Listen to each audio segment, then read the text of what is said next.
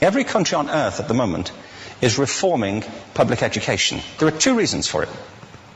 The first of them is economic. People are trying to work out, how do we educate our children to take their place in the economies of the 21st century? How do we do that?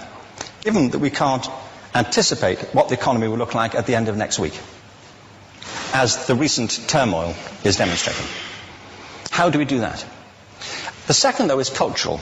Every country on earth is trying to figure out, how do we educate our children so they have a sense of cultural identity and so that we can pass on the cultural genes of our communities while being part of the process of globalization. How do we square that circle? The problem is they're trying to meet the future by doing what they did in the past. And on the way, they're alienating millions of kids who don't see any purpose in going to school.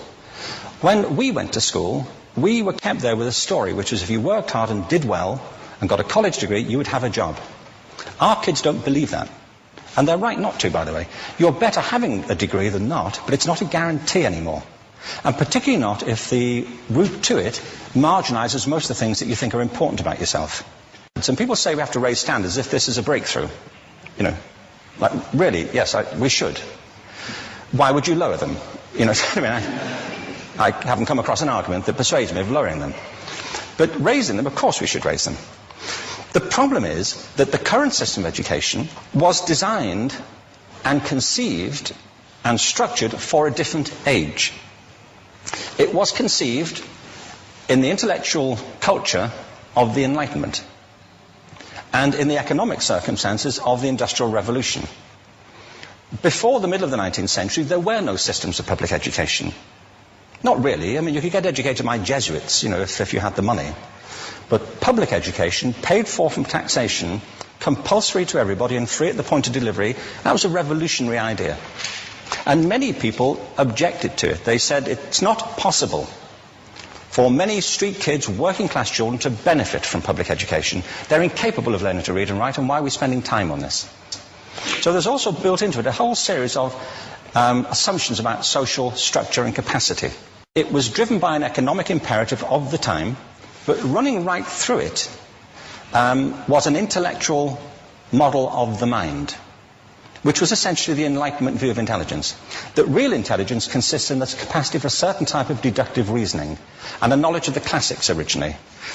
What we come to think of as academic ability.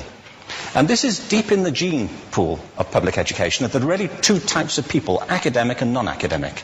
Smart people and non-smart people. And the consequence of that is that many brilliant people think they're not, because they've been judged against this particular view of the mind.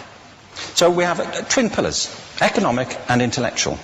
And my view is that this model has caused chaos in many people's lives. It's been great for some. There have been people who've benefited wonderfully from it.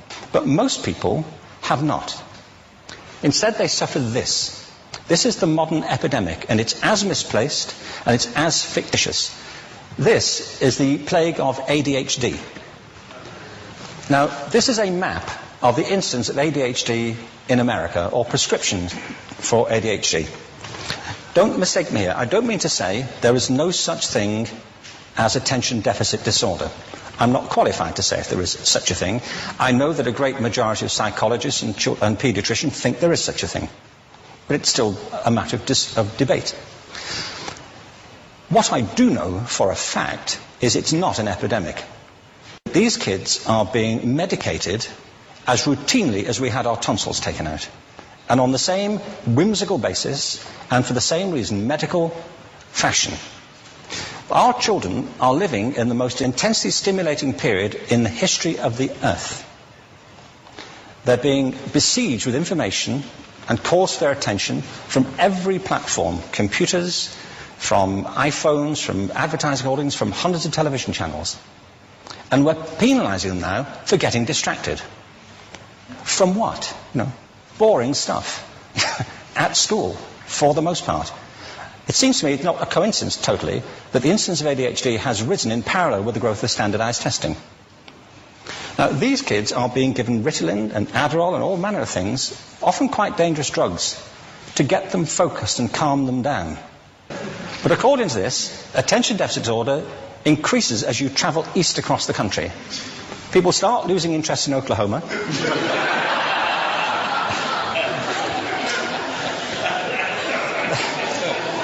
They can hardly think straight in Arkansas. And by the time they get to Washington, they've lost it completely. And there are separate reasons for that, I believe. It's a fictitious epidemic. If you think of it, the arts, and I don't say this exclusively of the arts, I think it's also true of science and of maths, but I say about the arts particularly because they are the victims of this mentality currently, particularly. The arts especially address the idea of aesthetic experience. An aesthetic experience is one in which your senses are operating at their peak, when you're present in the current moment, when you're resonating with the excitement of this thing that you're experiencing, when you are fully alive. An anesthetic is when you shut your senses off and deaden yourself to what's happening. And a lot of these drugs are that. We're getting our children through education by anesthetizing them. And I think we should be doing the exact opposite. We shouldn't be putting them asleep. We should be waking them up to what they have inside of themselves. But the model we have is this. I believe we have a system of education that is modeled on the interests of industrialism and in the image of it. I'll give you a couple of examples. Schools are still pretty much organized on factory lines, ringing bells, separate facilities, specialized into separate subjects. We still educate children by batches. We put them through the system by age group. Why do we do that? Why is there this assumption that the most important thing kids have in common is how old they are? It's like the most important thing about them is their date of manufacture. You know what I mean? Well, I know kids who are much better than other kids at the same age in different disciplines, or at different times of the day, or better in smaller groups than in large groups, or sometimes they want to be on their own. If you're interested in the model of learning, you don't start from this production line mentality. It's essentially about conformity, and increasingly it's about that as you look at the growth of standardized testing and standardized curricula. And it's about standardization. I believe we've got to go in the exact opposite direction. That's what I mean about changing the paradigm. There was a great study done recently of divergent thinking. It was published a couple of years ago. Divergent thinking isn't the same thing as creativity. I define creativity as the process of having original ideas that have value. Divergent thinking isn't a synonym, but it's an essential capacity for creativity. It's the ability to see lots of possible answers to a question, lots of possible ways of interpreting a question, to think what Edward de Bono would probably call laterally, to think not just in linear or convergent ways, to see multiple answers, not one. So, there are tests for this. One kind of cod example would be, people might be asked to say, how many uses can you think of for a paperclip? One of those routine questions. Most people might come up with 10 or 15. People who are good at this might come up with 200. And they do that by saying, well, could the paperclip be 200 foot tall and be made out of foam rubber?